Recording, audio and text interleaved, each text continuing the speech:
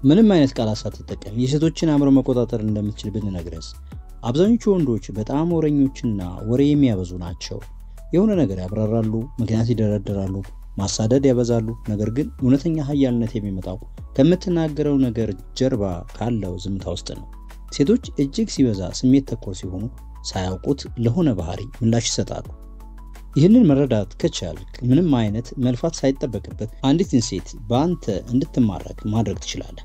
በዛሬው ቪዲዮ የአካላዊ ቋንቋን በመጠቀም ስሜት ቀስቃሽ የሆኑ ዘዴዎችን በመጠቀም እንዲሁም ደግሞ የማይነገሩ በራስ መተማመኖችን በማሳየት ብቻ የሴቶችን አእምሮ መቆጣጠር የሚያስችሉ 5 ስነልቦናዊ ዘዴዎችን እናቀርብልሃለን። የመጨረሻው በጣም ኃያልና እሱን ባልተገባ መንገድ ከተጠቀምክ በፍጹም ካንተ ጋር ተጣብቃ ልትቀር ትችላለች። አንደኛ፣ የመቅረት ወይም የመጥፋት ዘዴ። ዝምታ ከቃላት በላይ ኃያል ነው ሲባል ሰምተህ ልታውቅ ትችላለህ። ይህ ነገር እውነት መሆኑን በተግባር ታያለህ። ዝምታ በደንብ የሚሰራ መሆኑን ለማወቅ ይህንን ማወቅ አለብህ። ሴቶች እርግጠኛ ያልሆኑ ነገሮችን አይወዱም።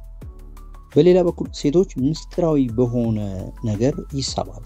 ብዙውን ጊዜ የሚገኝ ወይም ደግሞ የሚታይ ወንድ ደባሪና ሊተነበይ የሚችል ወልም ሊታወቅ የሚችል ነው። ለምሳሌ በየቀኑ ቴክስት ከምታደርግላት ትንሽ ጊዜ ጥፋና ምን እንደምታስብ ለማወቅ ሞክር።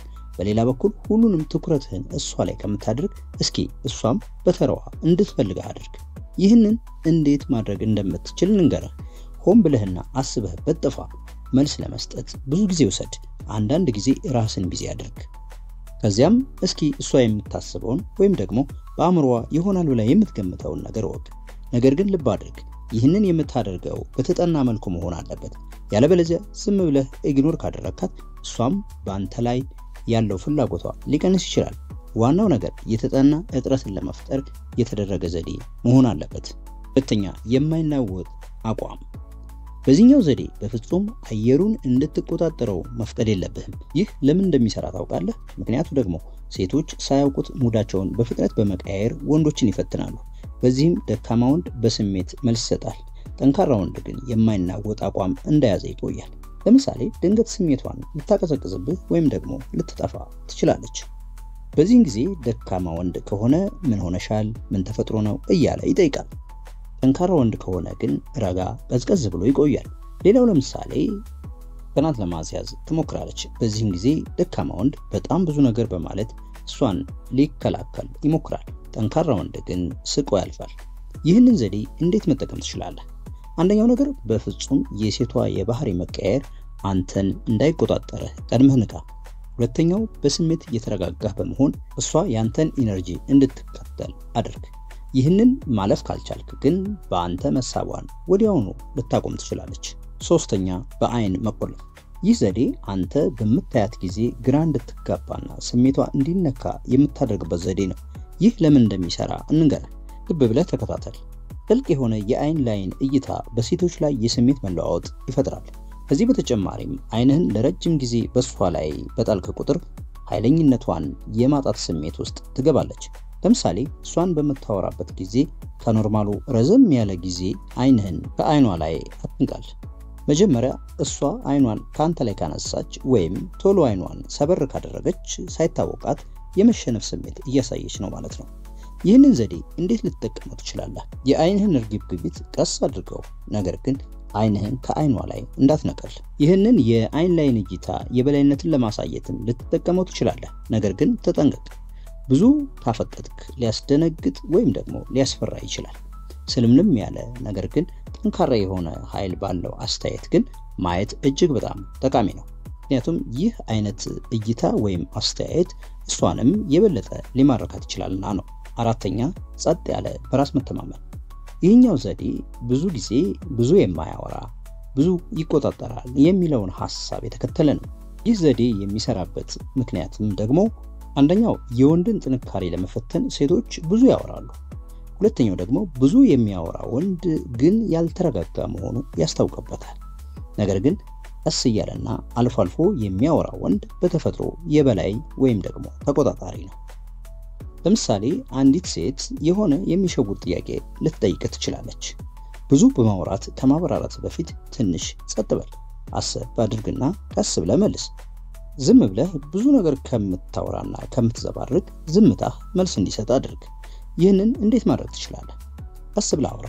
አስፈላጊ የሆነውን ነገር ብቻ ተናገር። ብዙውን ጊዜ ራሷ ትጨርሰው ይሆናል። ነገር ግን እዚህ ላይ መጠንቀቅ ያለብህ ሲበዛ ዝምተኛ ከሆንክ ፍላጎት እንደሌለህ አድርጋ ልታስብ ትችላለች። ተመጣጣኝ የሆነ ዝምታ አድርገው። 5 መግፋትና መሳብን ተጠቀም። ይህ ዘዴ በአንተ የስሜት ሱስ እንዲይዛት የምታደርግበት ዘዴ ነው። ይህኛው ዘዴ እጅግ ኃያሉ ዘዴ የሚባለው ነው። ይህ ዘዴ የሚሰራበት ምክንያት ደግሞ እንደሚከተለው ነው። ሴቶች የስሜት ውጣ ውረድ ወይም የስሜት ከፍና ዝቅ ማለት ሱስ ያስይዛቸዋል። ሁልጊዜ ከፍተኛ የሆነ ፍቅር የምትሰጣት ከሆነ ትሰለቻለች። ጥቂት ፍቅርም የምትሰጣት ከሆነ ፍላጎቷ ይቀንሳል። ለምሳሌ የሆነ ቀን በጣም ማራኪና ተጫዋች ትሆናለህ። በሚቀጥለው ቀን ደግሞ ትንሽ ራቅ ትላለህ። ትንሽ ታደንቃትና መልሰህ ደግሞ ትቀልድባታለህ። ታዲያ ይህን ዘዴ እንዴት ልትጠቀምበት ትችላለህ? አንደኛው ሁልጊዜ ሳይሆን አንዳንድ ጊዜ ብቻ ሸልማት፣ ስጦታ ስጣት ወይም ደግሞ ጋብዛት። ሁለተኛው ሞቅና ቀዝቀዝ እያልክ አጫውታት። በሌላ አባባል ባህሪህ የማይጨበጥ አይነት ይሁን ማለት ነው። በዚህም ባህሪህን ለማወቅ በጣም የመጓጓት እድል ይኖራታል።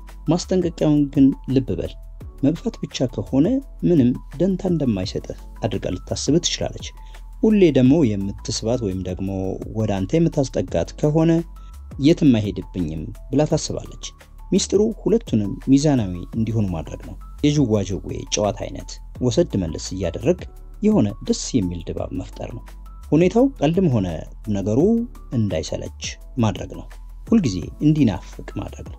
ይህ ዘዴ ግን ሁልጊዜም ቢሆን በጥንቃቄ መደረግ አለበት። ጨዋታውን በደንብ የምታውቅ መሆን ይኖርብሃል።